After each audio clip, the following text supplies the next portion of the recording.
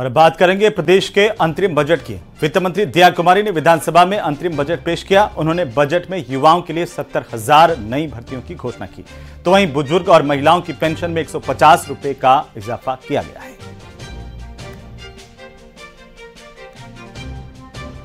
जिस तरीके से एक के बाद एक घोषणाएं इस दौरान अंतरिम बजट में की गई हैं, आपकी टीवी स्क्रीन पर हम बता दें कि किस तरीके से एक एक करके, चाहे वो युवाओं की बात करें, महिलाओं की बात करें या फिर बेटियों की बात की जाए, किसानों की बात करें, युवाओं की बात करें तो 70,000 भर्तियों की घोषणा की गई है। बेटी होने पर 1 लाख का सेविंग बोर्ड दिया जाएगा। जयपुर मेट्रो का विस्तार होने की बात कही गई।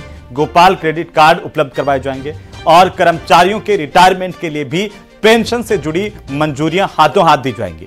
5 लाख परिवारों को मुफ्त बिजली देने का ऐलान सरकार की तरफ से किया गया है अपने अंतरिम बजट में। साथ ही साथ सामाजिक सुरक्षा पेंशन का दायरा बढ़ाया गया है। 1150 किया गया है सामाजिक सुरक्षा पेंशन को। वहीं अर्थव्यवस्था सुधारने के लिए टास्क फोर्स के गठन की बात भी अंतरिम बजट में कही गई है।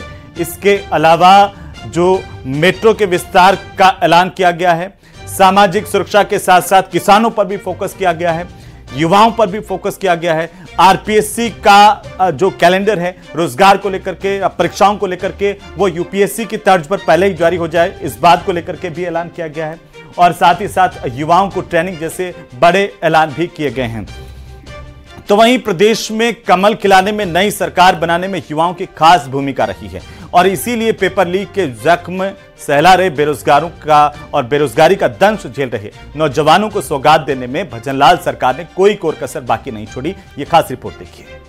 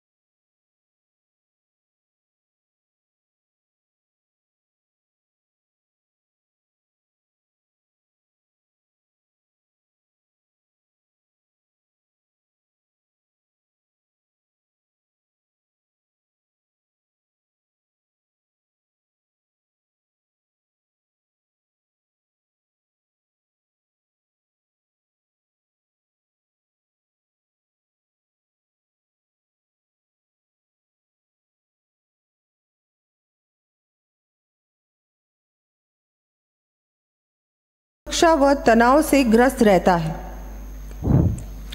ऐसे में युवाओं को संबल प्रदान कर उनके रोजगार के अत्यधिक अवसरों का सृजन करना हमारी सरकार की प्राथमिकता रहेगी।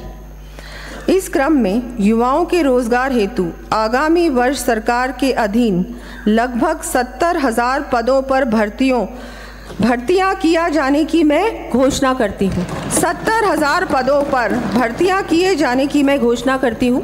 ये सरकार हर युवा को नौकरी की सौगात नहीं दे सकती, इसीलिए हर जिले में रोजगार मेले और स्किल डेवलपमेंट प्रोग्राम चलाए जाने की घोषणा की। सरकार ने करीब 20,000 युवाओं को गाइड हॉस्पिटैलिटी ट्रेनिंग देने की बात कही।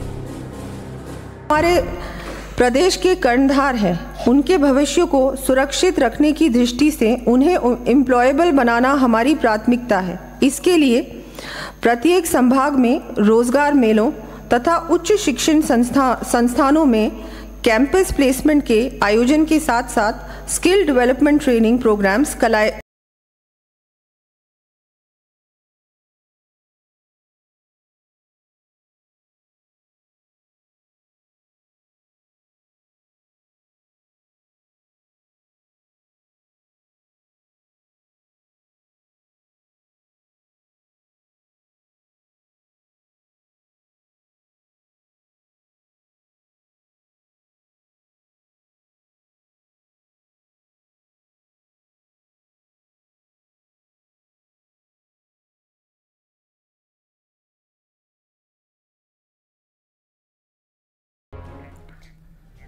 तो वहीं ज्यादातर सियासी पार्टियां जहां किसानों को छलने का कोई मौका नहीं छोड़ती, वहीं बीजेपी किसानों के साथ गहरी प्रतिबद्धता दिखाती रही है। उन्हें सम्मानित करती रही है। प्रदेश की नई नवेली सरकार ने भी अपना वादा निभाया। रिपोर्ट देखिए।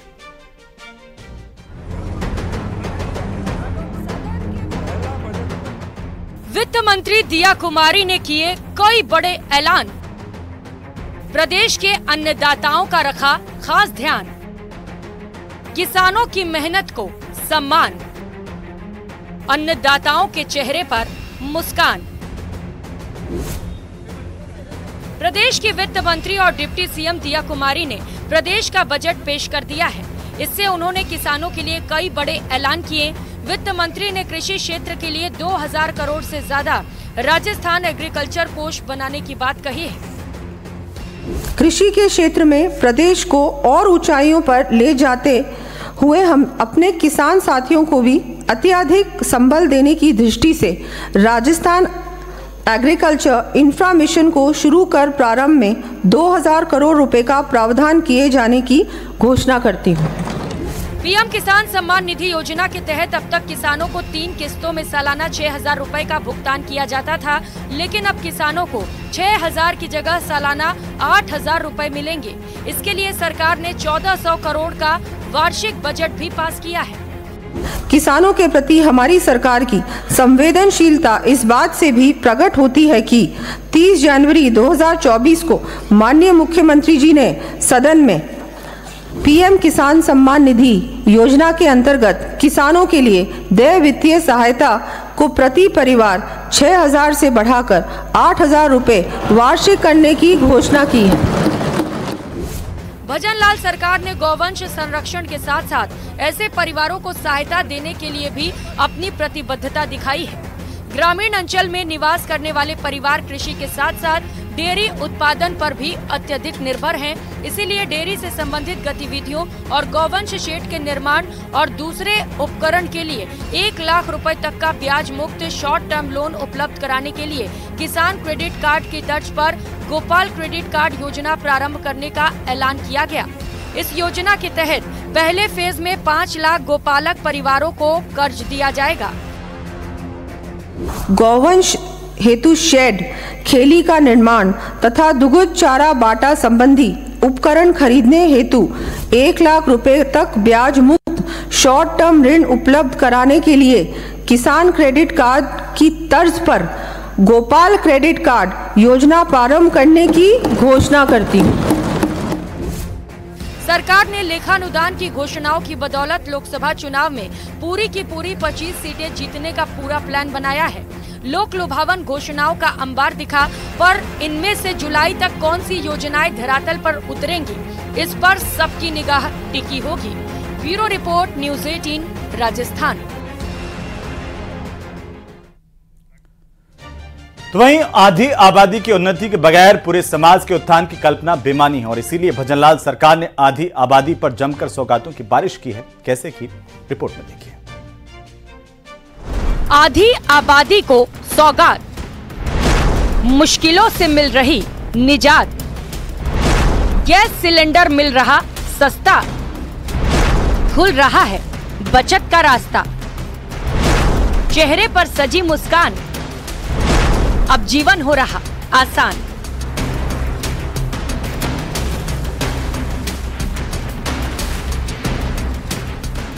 विधानसभा चुनाव के दौरान बीजेपी ने कई गारंटियां दी थी। उनमें से एक गारंटी ये भी थी कि अगर प्रदेश में बीजेपी की सरकार बनी तो गरीब परिवारों को 450 रुपए में घरेलू गैस सिलेंडर दिया जाएगा। सरकार बनते ही गारंटी पूरी कर दी गई। माननीय प्रधानमंत्री जी की गारंटियों को लागू करने की दिशा में त्वरित गति से कार्य करना प्रारंभ कर दिया है। माननीय मुख्यमंत्री जी ने समस्त गरीब परिवारों की महिलाओं को 450 रुपए में एलपीजी सिलेंडर देकर इस संकल्प को लागू कर लगभग 73 लाख परिवारों को राहत प्रदान की है। गर्भवती महिलाओं को अब 6500 रुपए मिलेंगे। वित्त मंत्री दिया कुमारी ने गर्भवती महिलाओं की स्वास्थ्य सुरक्षा को लेकर बड़ा ऐलान किया है। बजट भाषण में वित्त मंत्री ने सदन को बताया कि भजनलाल सरकार प्रदेश की गर्भवती महिलाओं को 6500 रुपए देगी। गरीब बालिकाओं के जन्म पर 1 लाख रुपए का सेविंग बॉन्ड, माना जा रहा है कि बजट भाषण में वित्त मंत्री के इस ऐलान का प्रदेश की लाखों गर्भवती महिलाओं को सीधा फायदा मिलेगा। भजनलाल सरकार के इस फैसले से गरीब गर्भवती महिला और प्रसव के बाद जच्चा और बच्चा दोनों का स्वास्थ्य सुदृढ़ होगा। इससे न सिर्फ जच्चा और बच्चा की मृत्यु दर में कमी आएगी, बल्कि माता पिता और नवजात बच्चे कुपोषण से भी बचेंगे। इसके अलावा भजनलाल शर्मा सरकार ने प्रदेश भर में लड़कियों की सुरक्षा और उनकी सहायता के लिए लाडो प्रोत्साहन योजना लागू करने का ऐलान किया है। इसके तहत गरीब परिवार में लड़कियों के जन्म पर उसके माता पिता को 1 लाख रुपए तक की आर्थिक सहायता दी जाएगी। अब यह हमारा दायित्व है कि बालिकाओं को प्रारंभ से ही समुचित शिक्षा एवं संबल प्राप्त हो, जिससे वह उन्नति के पथ पर अग्रसर होकर समाज देश की प्रगति में अपना योगदान दे सकें। इसी दिशा में एक और कदम बढ़ाते हुए गरीब परिवारों की बालिकाओं के जन्म पर 1 लाख रुपए का सेविंग बॉन्ड प्रदान करने हेतु लाडो प्रोत्साहन योजना प्रारंभ किए जाने की मैं घोषणा करती हूँ। सरकार आधी आबादी को सुरक्षा देने के लिए भी प्रतिबद्ध है।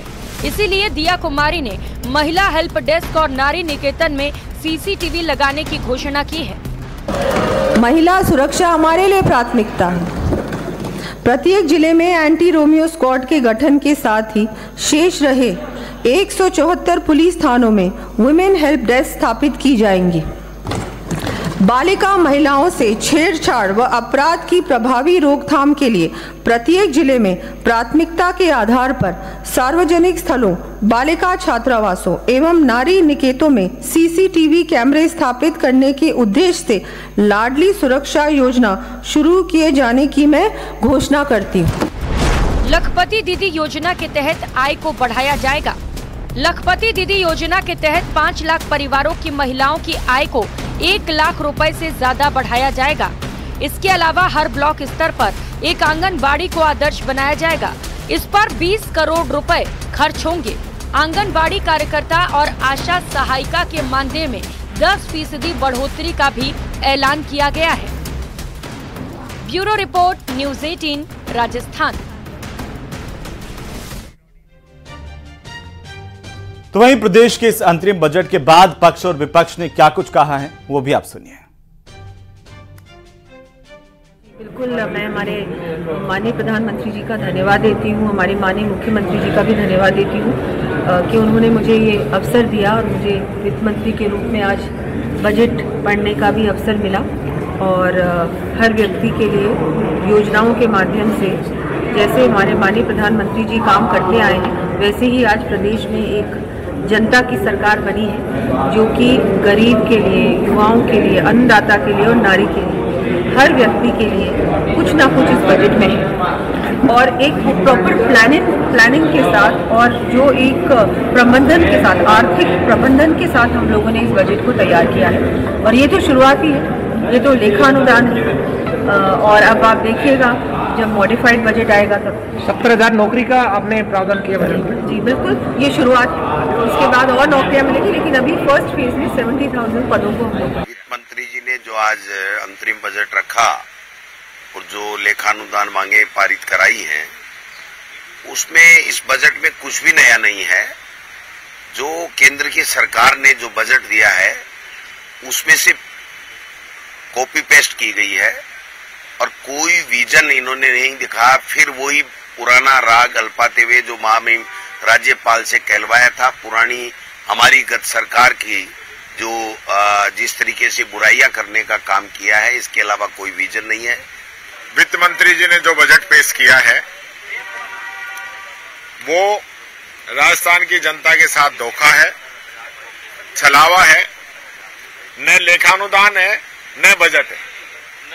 पेश लेखानुदान करना था, लेकिन लोकसभा चुनावों को देखते हुए कुछ उसके अंदर तड़का डालने के लिए कुछ घोषणाएं की हैं।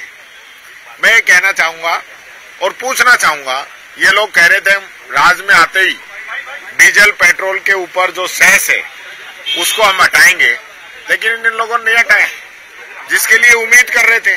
सब लोग बड़ी उम्मीद कर रहे थे कि आज डीजल पेट्रोल पे जो सेस वैट जो लगा हुआ है उसको सरकार कम करेगी। भारतीय जनता पार्टी कहती है जो करती है, ये माननीय भजन लाल जी शर्मा की सरकार है, यानी भारतीय जनता पार्टी की मुख्यमंत्री जी की सरकार है, जो कहती है करती है, जो कहा है वो पूरा होगा। ये विपक्ष का ये कहना सर कि बजट में कुछ नयापन नहीं है, हम लोग ने जो घोषणाएं करी थी वही घोषणाएं आप लोग ने रिपीट कर दी। वो कुछ भी कर सकते हैं, उनकी बातों पर विश्वास मत कीजिए। तो वहीं अपने बजट भाषण के दौरान वित्त मंत्री दिया कुमारी का शायराना अंदाज भी देखने को मिला। उन्होंने अपने अभिभाषण की शुरुआत जहां शिव मंगल की कविता से की, तो अंत पूर्व प्रधानमंत्री अटल बिहारी वाजपेयी की कविता से किया। इस सत्र में अंतिम चेतावनी, आप मुझे बोलने तो दीजिए।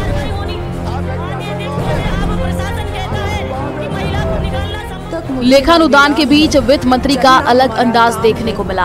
बजट में कभी शायराना अंदाज दिखा तो कभी विपक्ष की टोका-टोकी पर मुखर रूप। वित्त मंत्री ने लेखानुदान की शुरुआत कवि शिवमंगल सिंह सुमन की कविता से की और साफ कर दिया कि उनकी सरकार सबका साथ, सबका विकास, सबके विश्वास के मंत्र के साथ आगे बढ़ रही है। गति प्रबल पैरों में भरी, फिर क्यों रहूं दर दर खड़ा, जब आज मेरे सामने है रास्ता इतना पड़ा। जब तक ना मंजिल पा सकूं तब तक मुझे ना विराम है, चलना हमारा काम है, चलना हमारा काम है। इधर दिया कुमारी लेखानुदान पढ़ रही थी, वही विपक्ष कटाक्ष पर कटाक्ष करता रहा, लेकिन वित्त मंत्री भी उन्हें लगातार जवाब देती रही और पूर्ववर्ती सरकार पर लगातार निशाना साधती रही।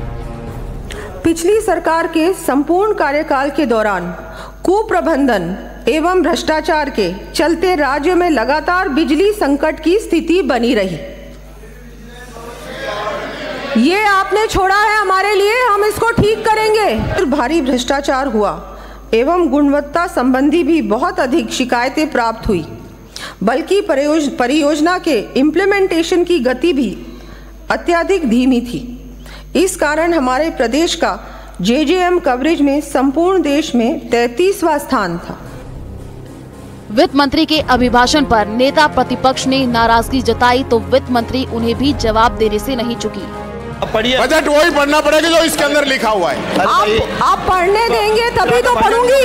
आप बीच में इंटरप्ट करेंगे तो मैं कैसे पढ़ूंगी? आपके मंत्री पढ़ रही है। अगर आप इंटरप्ट नहीं करेंगे मैं तो बिल्कुल ओवरटाइम पढ़ती हूँ। लेखानुदान में विपक्ष को जवाब देते हुए वित्त मंत्री दिया कुमारी ने अपना अभिभाषण पूर्व प्रधानमंत्री अटल बिहारी की कविता और जय श्री राम के साथ पूरा किया। बाधाएं आती हैं आए, घिरे प्रलय की घोर घटाएं, पाँव के नीचे अंगारे, सिर पर बरसे यदि ज्वालाएं, निज हाथों में हंसते हंसते आग लगाकर जलना होगा, कदम मिलाकर चलना होगा, कदम मिलाकर चलना होगा।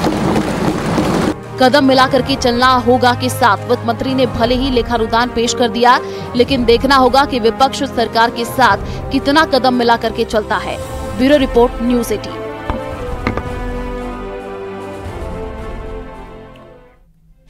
तो वहीं भजनलाल सरकार का पहला बजट आज पेश किया गया। जोधपुर में न्यूज़ 18 राजस्थान के हमारे संवाददाता रंजन दवे ने आम लोगों से बजट को लेकर के उनकी प्रतिक्रिया जानी। राज्य सरकार का बजट आया है और लेखानुदान के रूप में इस बजट को देखा जा रहा है। जोधपुर की अगर बात करें तो निश्चित तौर पर जोधपुर के लिए भी घोषणाएं की गई है। क्या कुछ है उन घोषणाओं को लेकर के और क्या सोचती है ये जनता, उससे बात करते हैं। जी, क्या कहेंगे इन बजट को लेकर? जोधपुर के लिए तो बेहद निराशाजनक पर्ची बजट है। जैसा मैंने आपको पहले भी कहा, ये पर्ची बजट है, दिल्ली से आई एक बजट का पूरक बजट है जो दिल्ली सरकार ने दिया था पहले, केंद्र सरकार ने।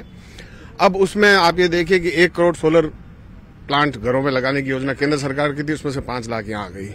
अब ये अगर आप इनको अलग अलग गिनेंगे तो ये अलग अलग नहीं होंगी। आप भविष्य में जब ये लागू होगी तब आप देखेंगे उन्हीं 1 करोड़ में से 5 लाख इस बजट वाली शामिल कर ली जाएंगी।